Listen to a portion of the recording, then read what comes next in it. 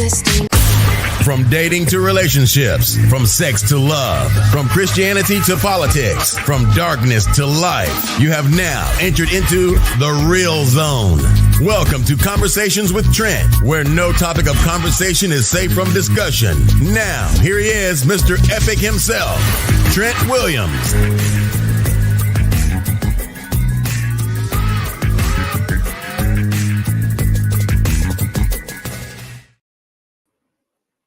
Good morning, and welcome to the nutrition edition of Conversation with Trent and Friends, featuring the lovely nutritious coach, Catherine Gettu from France. Good stuff, man. Good morning to the States. Good afternoon to France. Good stuff. We got a good one here today. We're talking about cholesterol 101. Is your diet affecting your cholesterol? Actually, this topic that Catherine chose today, it's kind of close to home here today because high cholesterol levels had me in a thing, I should say. I'll talk about that throughout the show, and we'll debunk some of the things about cholesterol with Catherine as always, and give you guys some great tips, I'm more than sure. So let's bring Catherine in one sec. Hey. Good morning, good afternoon. How are you? Hello, good afternoon. Good morning to you, and good afternoon to those who are in the other side of the world. Hi, good afternoon to everyone, and good morning to those who are joining us. Good stuff. Now, you guys are in the northern hemisphere, right? Yeah. Gotcha. North and I think west to you guys. Oh, no, east to you guys. I think it's east. Yeah, east. Yeah, it's east to you. You're in the west. Yeah, you're east to you. How's the weather in France today? Whoa, yes, we almost cooked eggs. Oh, it's hot. It's hot. It's getting hot. It was a bit hotter about 10 days ago. It cooled down, got rain, then now it's picking up. Oh. Like this Sunday, this weekend, we're going up to 36 degrees. I don't know how that is, how much that is Fahrenheit. Mm-hmm. And the summer is just beginning soon. Yeah, it's been kind of raining over here. Well, normally we have April showers here. Yeah. But it seems like this is June showers because it's rained every single day. Okay. In the month of June. So, hey. Wow. We got a lot of showers during the springtime. Mm-hmm. So, yeah. So we can't complain about the water, but seems like it's going to be a bit hot, like it has always been anyway, since I think 2003, around there. Exactly. Yeah. Do you know, for the first time? That's what I was going to say. Yesterday, when I was running, I saw a snake. Mm-hmm. For the last 28 years I've been in France, I've never seen a snake alive. Really? I've seen them in the bogos. Yeah. I was so shocked. And it's not far from town. So it's like, wow, this how hot the place is becoming. Wow. It has become this hot that you get snakes. I was like, man. Wow. Yeah. Well, was it a big snake or a small snake? Well, luckily to me, it was dead. Someone had killed it. I'm sorry, but I don't think I would have moved.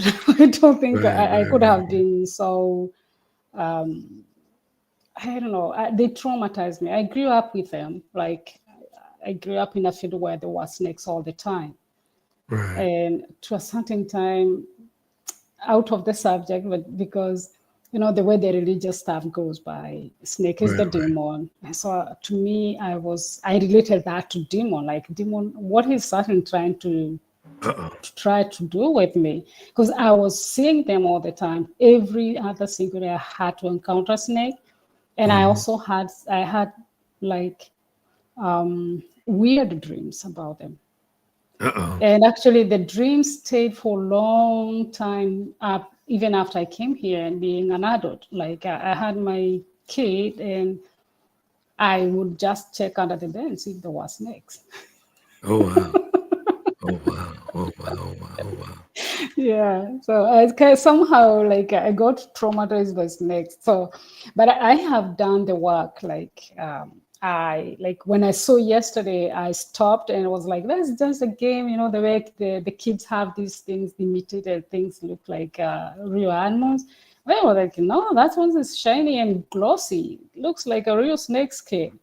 I went closer and I see insects moving around. So there was kind of a blood. I was like, He's God, someone definitely dead killed. insects moving around. So yeah. Yeah, Good stuff. yeah. So we're So talking about cholesterol 101. yeah. So How is your diet affecting cholesterol? yeah, in this episode we're going to learn discover more about cholesterol. I think a lot of people know what cholesterol is, but how is it what are its functions, how is it affecting your body, and what foods how is your diet affecting it?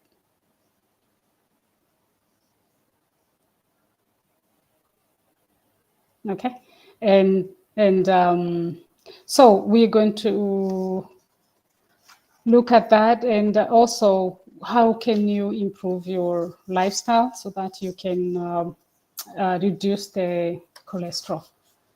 So, are you okay over there? There's no audio. Can you hear me?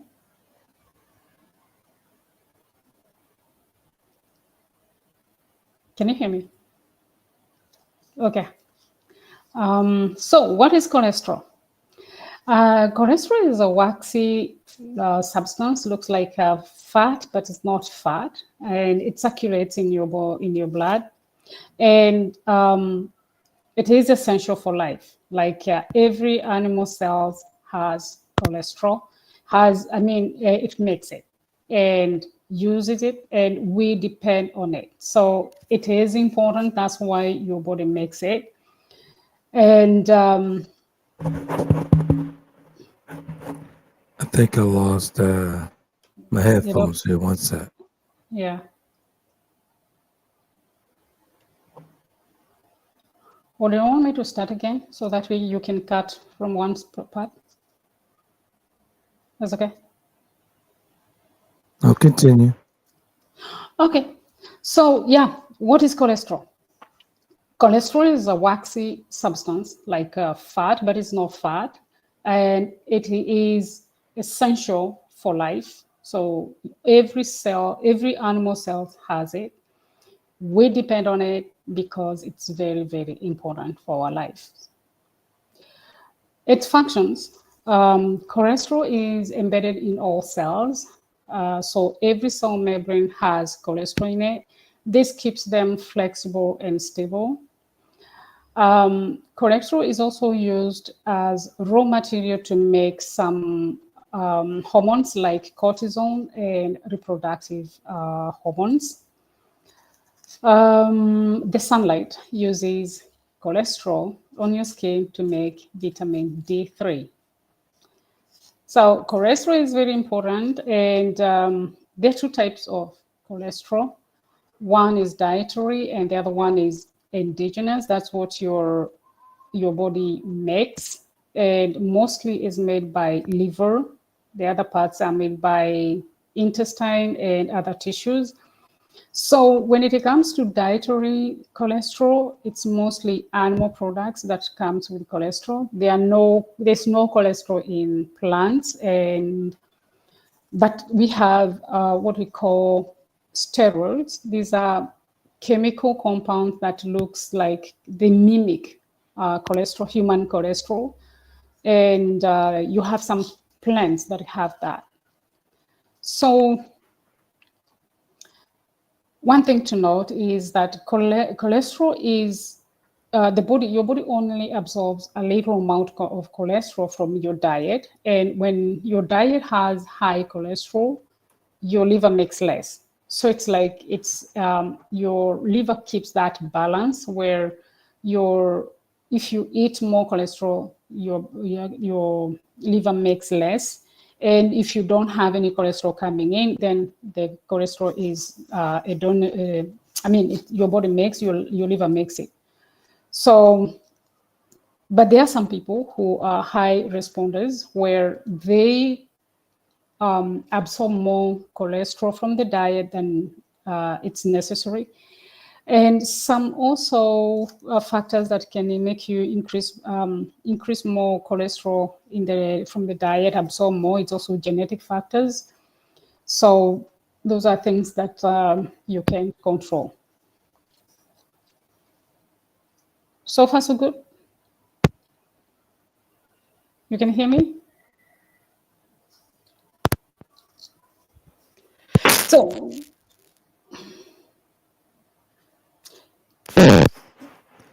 I'm having problems here in the studio. yeah. Catherine is a pro here, so she continued to move along while I have studio problems here. But no, go ahead, continue. Okay. So what does high cholesterol mean? When you go to your doctor and they do your blood test and then they tell you you have high cholesterol, what are they talking about? Cholesterol, for it to circulate in the body, as I said, it's a waxy fat kind of substance. So it can't be in the blood by itself. So it is packed by the liver using protein and lipids. That's why, for those who have cholesterol and they have heard of lipoprotein, that means it's a mixture of lipids and the proteins. And these are the vehicles that transport the cholesterol in the body. So when the doctors are measuring cholesterol, they particularly are measuring the transporters. And you have different types of transporters, but mostly the ones that I've talked more about, LDL, that is low density lipoprotein, or HDL, which is high density lipoprotein. There is also VLDL, that's a very low density lipoprotein. And this all matters, especially with their size and so the quality. And so when we are talking about LDL, we are talking about low density lipoproteins, means that there is higher fat and low proteins. And when we have high DL, high density lipoprotein, you have higher proteins, and so it's dense, and you have less fat. That's why in the mainstream you always hear bad cholesterol and good cholesterol, because the low density lipoprotein has more fat, and it's the one that is more dangerous because the other one is more it's considered to be healthy. So what makes LDL to be problematic? One, when we say that the cholesterol is circulating in the body and it is circulating in the form of LDL, your liver produces LDL because, if you can remember, we talked about this in the inflammation, that when the cells are damaged, you have the cholesterol coming in for repair. So cholesterol in itself, it's one tool that your body uses to repair and to protect the cells. So wherever there is any damage, the liver is going to produce more of LDL so that the cells can repair themselves and also for growing. Now, the HDL on the other side takes the LDL that was produced. Once the LDL did its job, the HDL picks it and takes it back to the liver. So it's like two-way traffic. One goes to protect and the other one comes to clear it up. So cholesterol, in that case, it's very important. Otherwise, our cells wouldn't repair themselves properly. Now, when it becomes problematic is when there is too much LDL, like the liver is producing too much, and this can be in case of inflammation, like people who have autoimmune diseases, or someone who is going through inflammation. So the liver is producing more because there is pain. And remember, once again, cholesterol is supposed to repair the cells. So the liver is producing too much. And so there is a lot of LDL circulating. There is also another thing that can make that become problematic is when LDL, they become oxidized by free radicals, for example. And that oxidation. Now, when the LDL is oxidized, it can easily get to the arteries, and that's how it starts causing problems. But the problematic actually, as I say, there is low density lipoproteins, and they are what really matters. If we have to sum up all, is like you have bigger particles and you have small particles. And bigger particles, they don't cause harm. What causes harm is the small density, low lipoproteins, because those ones can get into the lining of the arteries and get stuck there. Now, how the plaque are formed is when these small densities, they get into the lining, the blood lining, the arteries. They trigger the immunoreaction, so the immune comes to clear them up, but the immune system comes to eat them up. And as the immune system eats that cholesterol up, they form some foams, or like a soap bulb. And when that bubble stays there for some time, it accumulates. And as more cholesterol is coming in, the more immune system is triggered to come to eat them. And that's how they form this plaque. Okay. I hope I'm getting clear. We can't hear you. Yeah, so I talked about the small particles, how they can be oxidized and get into the small, in the arteries. Okay. I think I covered that. So what happens when cholesterol is high? When there is excess cholesterol that can be in the arteries. You okay? Yeah, I'm fine. Okay. So excess can be, as I said, it can be oxidized or can be deposited into the arteries. And the arteries become stiff when there is too much high LDL. And that's how you can have high blood pressure, which also goes with poor blood circulation, blood flow. And as the foam forms, you can have that plaque, and the plaque can lead up into the rupture or the form of the clot. The rupture goes with heart attack, and the clot goes to the blood and to the brain, and that's how the stroke comes up. Yes, interesting that when you brought this topic up, that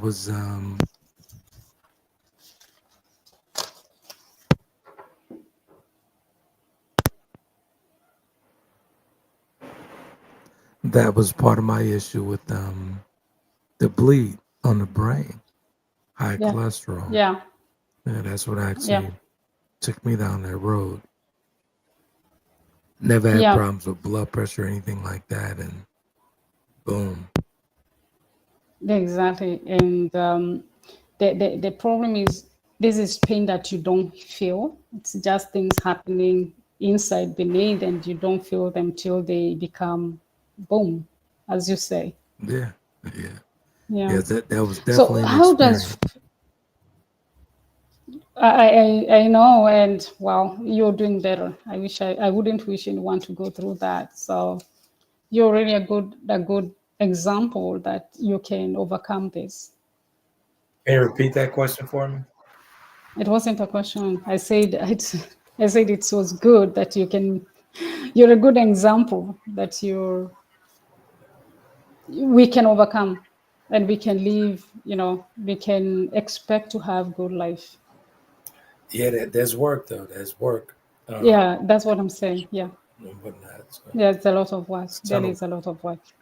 Yeah. ton of work and dedication, For sure. For sure. commitment, For and all sure. that stuff.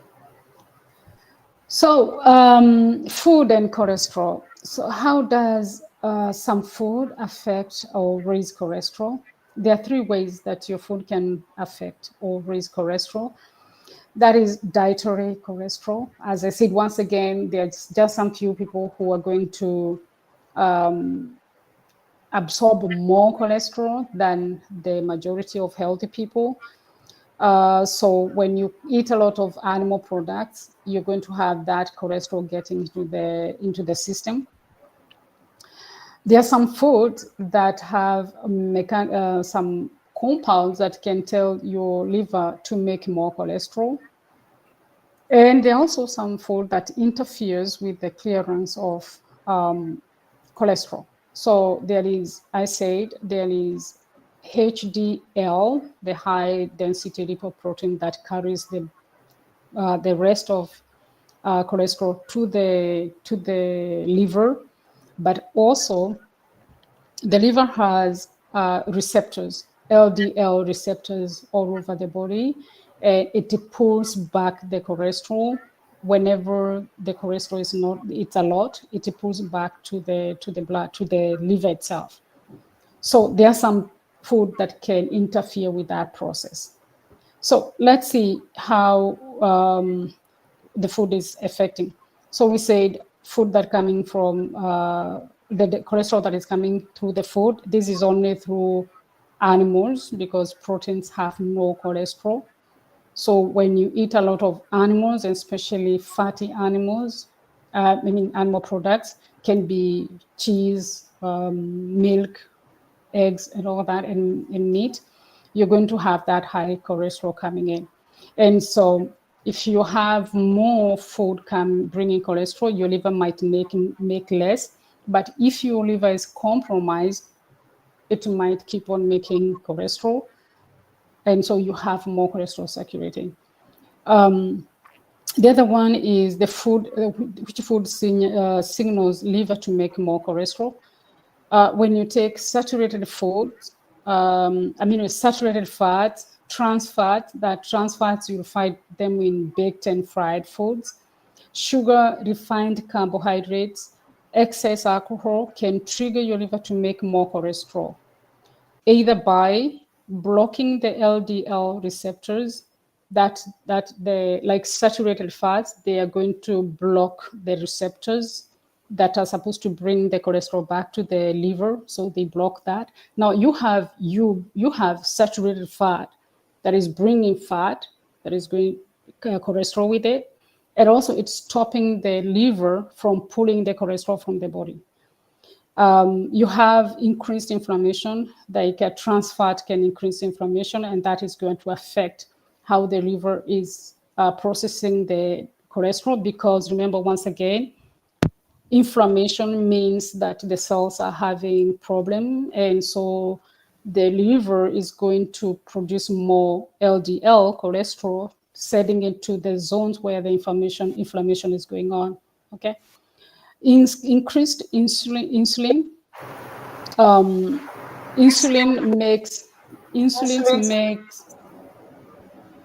insulin makes the liver make more store fat, and it's also going to affect how the liver is processing the cholesterol.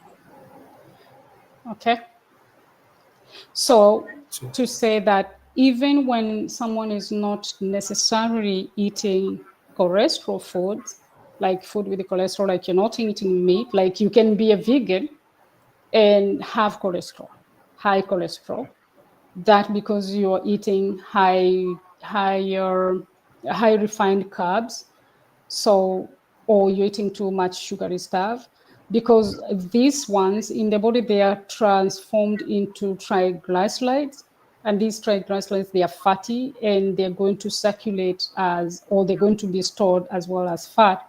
And so they can overload the liver, and with a lot of fat and sugar, or they can suppress the LDL receptors. Okay. Exactly. It's important. Or Right. just It's, a second, it's just a important. second, just a second. When you eat food high in sugar and processed food without meat, these triglycerides, they make the liver store them into very low LDL. And the very low LDL, with the time, they're going to become LDL, but the small type. So actually, sugar intake and high processed foods are the ones that are going to cause the worst cholesterol than the saturated food. I'm not saying saturated food is good, but I said once again, the worst cholesterol is the small, dense lipoprotein. And high refined sugar, alcohol, and all that, they're going to favor that. Right. It's important Go that you on. bring up as far as what causes high cholesterol, because in the Mm-hmm. Black community, Mm. tend to be told here in the States, of course, Yeah. that fried foods is, the way to high cholesterol. Just high, Mm-hmm. fried foods and stuff like that. As you and I know, Yeah. it's not correct. So, Yeah. Yeah. So no, you're eating, if you're eating bread all the time and it has no, it's not fried. If you're eating a lot of high refined foods like pasta, white rice, um, whatever it's refined, highly refined, it's going to come with sugar with it. And that sugar, it's even the worst than the meat that you'd eat that has cholesterol. I'm not saying that that's the best way to go, but these ones, they are going to cause this very low lipoprotein. And once again, I repeat, the small, dense lipoproteins are the ones that are dangerous. So foods that can interfere with the cholesterol clearing, I don't know. So the liver removes cholesterol from the blood via, as I said, LDL receptors.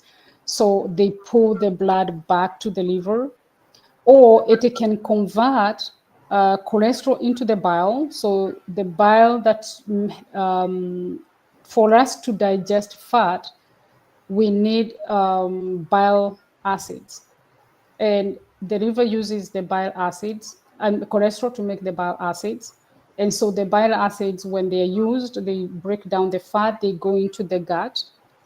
However, 90% of the gut, 90% of the bile acid that goes to the stomach can be recycled. Okay. And for this to be a positive thing, we need to excrete that bile so that the liver can make its own, or it can pull more from the circulation. So the idea will be to eat food that are going to block the recycling of the bile duct, of the bile acids, so that the liver can pull more LDL from the bloodstream. Am I becoming too complicated? it's important. It doesn't matter Yeah. if it's, Okay. it's high level, it's important. Definitely Okay. important.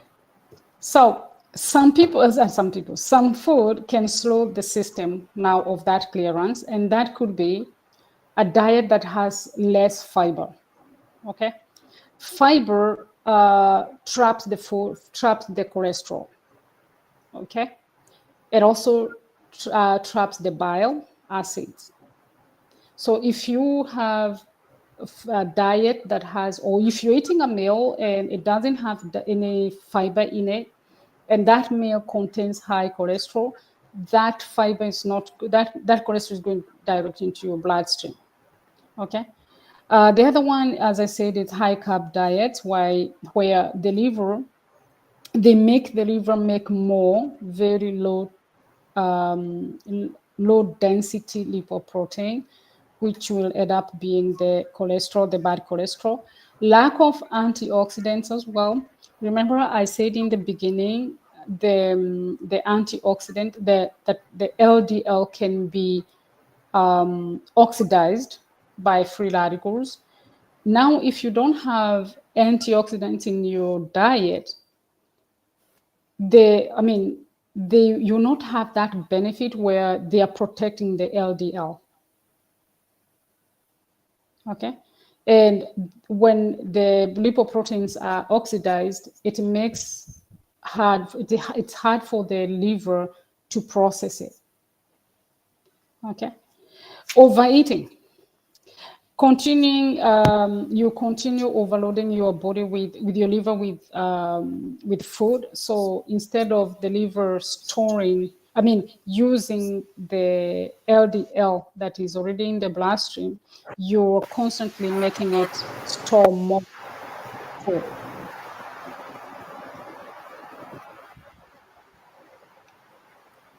How does food help lower cholesterol? Food can lower cholesterol in three main ways. Either block the cholesterol absorption. That's what I was talking about, like fiber. Pull cholesterol out of the bile via bile. Like fiber and soluble fiber does that very well. It's pulling the bile acids, the one that digested the fat, and they go out with the feces. Or improve how the liver clears the LDL. Okay.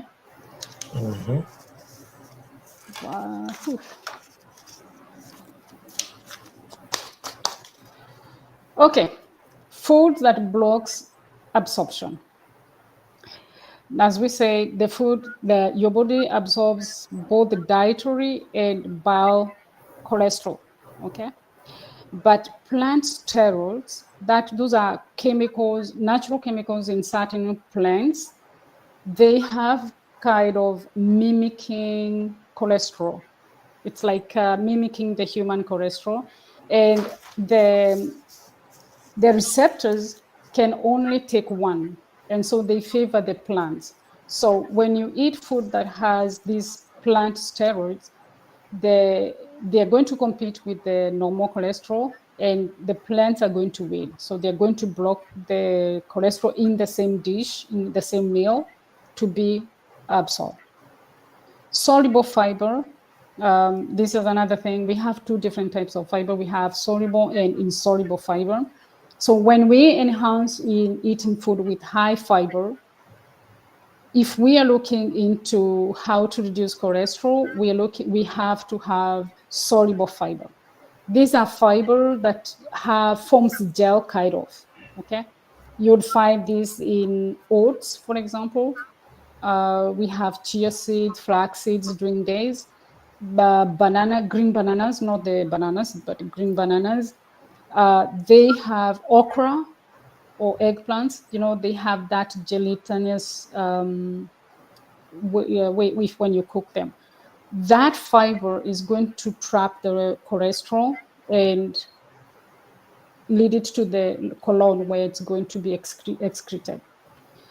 The other one that blocks the cholesterol absorption is antioxidants, because they make it easier for the liver to clear the cholesterol out. That means you have less cholesterol getting into the bloodstream, and the liver now is going to use the cholesterol that is already circulating, pulls it back, so that it can either make bile ducts. Okay, so the ideal to have when we're talking about cholesterol is always to help the liver to pull the cholesterol out of the bloodstream.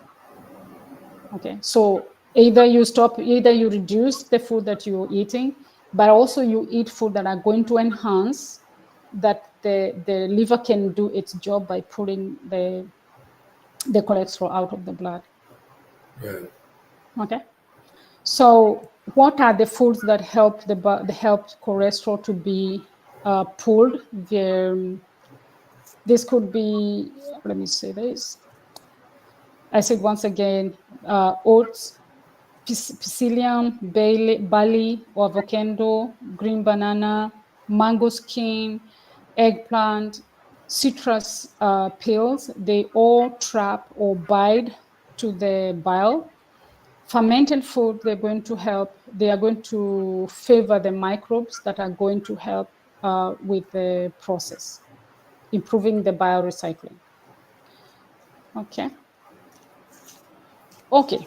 In all that, there are also foods that help the liver clear the LDL from the blood. And these foods increase the number of receptors. So as I said in the beginning, the liver have receptors, cholesterol receptors, LDL receptors all over the body. And you can have some food that are going to increase the number of receptors and others that are going to increase the activation. They're going to activate the receptors, okay? And they are the foods that are going to reduce the liver's own production of LDL. That way, if the liver is not producing, it's going to pull more from, it's going to use the LDL that is in circulation. And these foods can be olive oil, omega-3s, garlic, eating low glycemic foods, bitter greens as well. Right.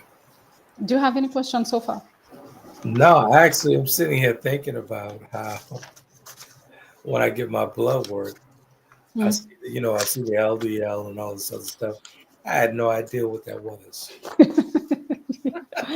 Yeah. So it's a crash course here, so I really appreciate that. Thank you. So in the way we eat, there is one bad combination that normally people do and really makes things worse.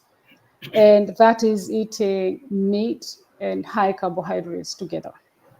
And I think it's everywhere. You go to the McDonald's, you have your burger with your meat. You have two sandwiches in France, you have your bread with your meat in. We go to indigenous countries, like in our country, we eat meat with high carbohydrate foods.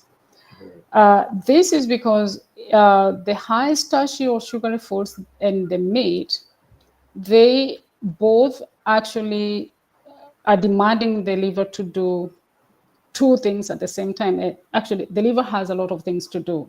Okay, I think it has almost 500 chemical works that it does. But when you have this burden coming, the insulin will block the LDL receptors. Right. Now, the LDL receptors are supposed to pull the cholesterol from the body. Now, the insulin that is from the food is going to block that. At the same time, the cholesterol that is coming through the food is supposed to be cleared. Okay? The one that is coming with the fatty meal. So the idea will be to pair high protein food like animal foods with vegetables, because vegetables don't have a lot of sugar and they don't have cholesterol in them by themselves. And also to use low glycemic foods. Those are not going to raise the insulin. Okay? So you want to avoid glucose, cholesterol, and triglycerides coming together in the single meal. So what is the best diet to manage cholesterol? You already have one, I guess, right? Go ahead, I'm sorry. You already have one diet. I said the best diet to manage cholesterol. You already have one. Yeah, I do. You mean me? You're talking about me? Yeah. You have a diet that reduces cholesterol. Since you had the issue you have. Yeah. Okay, can we name this thing? So the issue you had, he had stroke. So you obviously I guess you have a diet that helps you not to raise the cholesterol again, right? Yeah. Actually, I'm on a Mediterranean diet. It's easier for me. So, okay. Yeah. So which are the best diets to help manage cholesterol? You have healthy fats. And when we're talking about healthy fats, we're talking about mono and polyunsaturated fats. These ones are going to favor large and fluffy LDL. Remember, I say the worst are the small lipoproteins. So high fats, healthy fats are going to favor the fluffy, the large ones, and those ones they can't get into the small. They can't get into the arteries. They're also going to increase the HDL, the high density lipoprotein, and they're going to reduce the small, low density lipoprotein. There is another diet I didn't know about it till I started doing the research on the cholesterol. It's called portfolio diet. Ever heard of that? Portfolio. Wait, Have you ever heard of that? what did you say? Have you ever heard of portfolio diet? No. I've never heard of that. This is a specific diet that focuses on specific food that lower LDL. These are the diet consists of soluble fiber, plant sterols, new nuts, and when you talk about nuts, we're talking about almonds and walnuts. It uses soy proteins and viscous vegetables, like I said, okra and eggplant. Okay. We also have the Mediterranean diet, like the one you use. But in general, instead of you going which diet you're going to go to, it's you avoid high saturated food, avoid trans fat, refined carbohydrate and sugar, avoid taking too much juices and sodas, and ultra processed grains. And even when I say like oats, it's a good food because it has soluble fiber. If you take highly processed oats, you're taking more sugar than you're taking the fiber. So instant oat, for example, those are ultra processed food, and it's not really convenient if you want to reduce you're monitoring your cholesterol. So you eat more vegetables because then they don't have cholesterol, because they also have fiber, and you increase the amount of B3, omega 3s, and these ones are going to lower the LDL. Right. Okay, there is another subject that is very important and hard to me. I have two here before we finish up. Okay. Menopause and cholesterol. So menopause, women, normally we have estrogen before the menopause. And estrogen has receptors, the LDL receptors. So it helps the liver to pull the blood from the circulation. However, when a woman gets into the menopause, she loses the estrogen and its effects on the cholesterol. So now she has more LDL circulating. She has less HDL, and she also has weight gain and other factors that are coming in with the menopause. So it is essential for women, especially, I think it's all over, it's essential for everyone. But once we get to this age where the estrogens are going to decline, women are advised to stay active, because if you have less estrogen and now you're having sedentary lifestyle and you're also eating food high in refined carbohydrates or trans fat, you're shooting yourself on the foot, literally.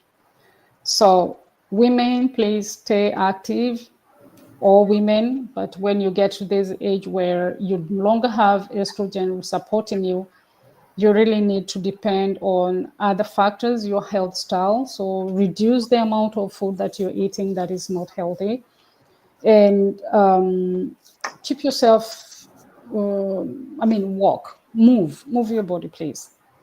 The other thing is people with inflammation, like autoimmune diseases. As I say, LDL is going to be higher because the inflammation liver is producing LDL so that it can help the cells that are damaged or inflamed. So if you have autoimmune disease, you know obviously now that you can produce more cholesterol. So the best thing would be to use anti-inflammatory diet and also exercise. Try the best to support, as we said, the diet that is high in antioxidants, the one that is going to lower the inflammation. So the diet, the anti-inflammatory diet, like the one I follow, the one I use on my website, it's a diet that is going to support to reduce the inflammation, and at the same time, it's helping reduce the cholesterol. Understand also that some medication, for example, can increase they can increase the cholesterol. These are corticosteroids. I can't remember the name properly, but there are some medications that are going to favor cholesterol, especially for people who are inflamed. High cholesterol can affect kidneys and gallbladder. And so eating more plant-based foods can really help you to maintain a good health and reduce the dietary cholesterol that is coming in. The other thing is also to manage stress, because stress will increase cortisol, and cortisol can also promote the production of cholesterol. Good Been stuff. too Good much stuff. noisy around there. Yeah, I'm having trouble with I don't the know what's studio. going on. I'm having Too trouble with much the around. studio. I didn't want to disturb you. Okay. I'm having problems, technical problems here. Okay. So for me, so yeah, the ideal is to live a healthy life. We move, we reduce stress, we manage the inflammation the best if we can reduce it completely. And yeah, I'm happy. I really learned a lot of stuff when I was preparing this podcast. It was really amazing. Well, as always, you do a great job of research on all the topics here. It's truly appreciated. Truly appreciated. So through my technical difficulties, I picked up on some things here and there that I wasn't familiar with. Actually, when I get my blood work, some of the terms that you use, I see Mm. those in the results. Yeah, So very enlightening, very enlightening. good, good. So yeah, the main point here would be, if there is anything that you should take with you home, is when it comes to cholesterol, the small density lipoproteins are the worst, are the ones that we really have to look at. And this one comes through, you don't eat them directly, but the food you eat, and especially the food high in refined carbohydrates, high in sugar, trans fat, they are going to be converted into those small density lipoproteins. Good stuff, good stuff. As always, Yeah. you guys can catch us every Thursday, every single Thursday at the 14 hour over in France, and here in the States, 7 a.m. So good stuff. We're always recording and live feed, live streaming to you guys with this very, Yes, very important messages on nutrition. We truly appreciate Catherine Getu, nutrition coach Catherine Getu, for always coming through with talking over our heads, but we get the point. Totally get the point. I think it's very important that we take our nutrition serious, man, because it's life changing. for sure, Perfect for sure. example of that, as far as take control of your nutrition and your health. Yeah, I definitely agree with you. Absolutely. And we excuse ourselves for the hiccups. I think there were a You lot did of great. I was the blunder balance. this morning. You did No, great. it's okay. But because it's live, it's something that we can't just stop. So Absolutely, absolutely, absolutely. bear with us. We are humans. It's not ChatGPT who's making this. Absolutely, absolutely. So until Yeah. until next week, folks, we'll be back here again.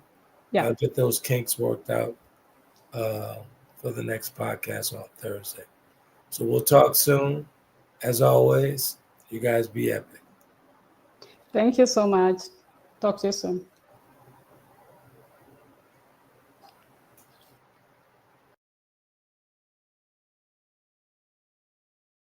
Conversations with Trent in conjunction with Taylor Kennedy Media and your radio network would like to thank you for calling in and listening to tonight's episode. We hope that tonight's conversation offended you just enough to turn your mirror inward to come back for more. So until next week's conversation, be epic.